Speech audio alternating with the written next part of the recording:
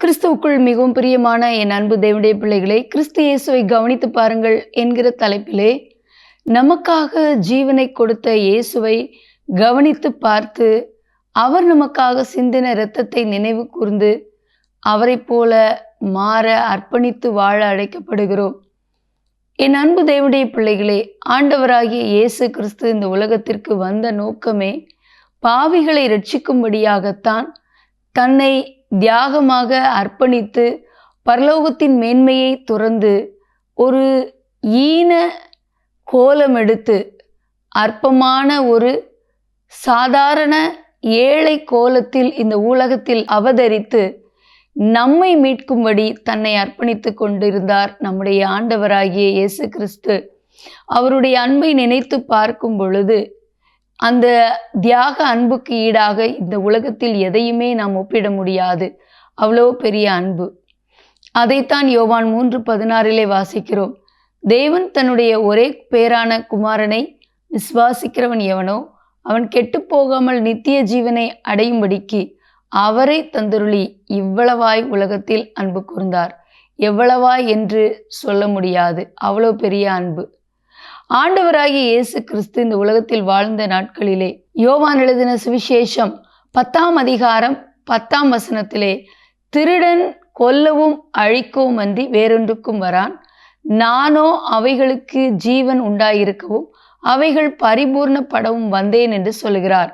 அதைத் தொடர்ந்து 11ஆம் வசனத்திலே, நானே நல்ல மேய்ப்பன், நல்ல மேய்ப்பன் தன் ஆடுகளுக்காக ஜீவனை கொடுக்கிறான் என்றும் இயேசு சொல்லுகிறதை நாம் பார்க்க முடிகிறது. அது மட்டுமல்லாமல் அதை தொடர்ந்து, அந்த ஆடுகளுக்கு மேய்ப்பன் இல்லாதவனும் கூலியாளுமானவன் ஓநாய் வந்தால் என்ன செய்வான்? அந்த ஆடுகளை விட்டு ஓடி போவான். அப்பொழுது ஆடுகளை அந்த ஓநாய் பீறி போடும். ஆனால் மேய்ப்பனோ அந்த ஆடுகளை ஓநாயினிடமிருந்து தப்புவிக்க தன்னுடைய ஜீவனையும் கொடுக்க தயங்க மாட்டான். அதே போலதான் இயேசு கிறிஸ்துவும் கூட நம்மை சாத்தானுடைய கரங்களிலிருந்து மீட்டெடுக்கும்படியாக, உலகத்தின் பாவ சாபங்களிலிருந்து மீட்டெடுக்கும்படியாக தன்னுடைய ஜீவனை சிலுவையில் கொடுத்து தன்னுடைய விலையேற பெற்ற இரத்தத்தை சிந்தி நமக்காக ஜீவனை ஒப்பு கொடுத்தார்.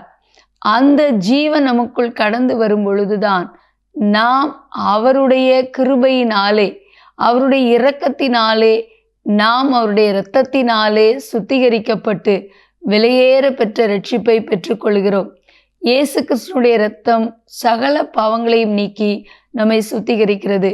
அவருடைய இரத்தமே அல்லாமல் மனுஷனுடைய பாவங்களை நீக்கி சுத்திகரிக்கத்தக்க வேறொன்றும் இந்த உலகத்திலே இல்லை.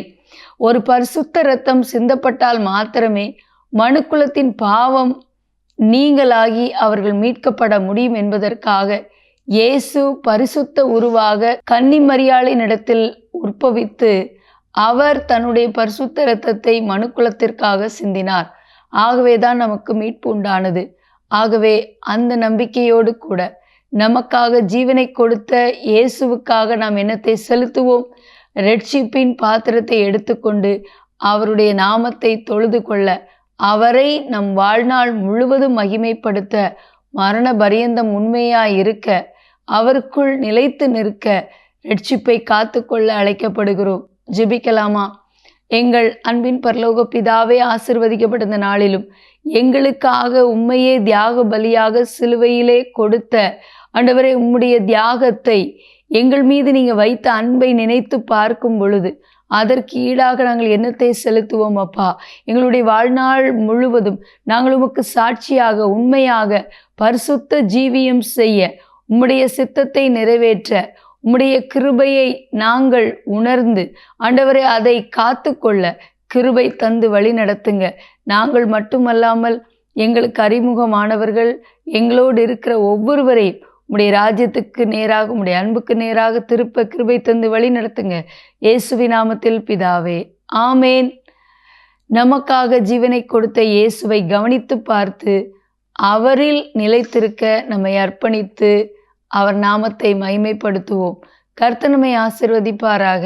ஆமேன்.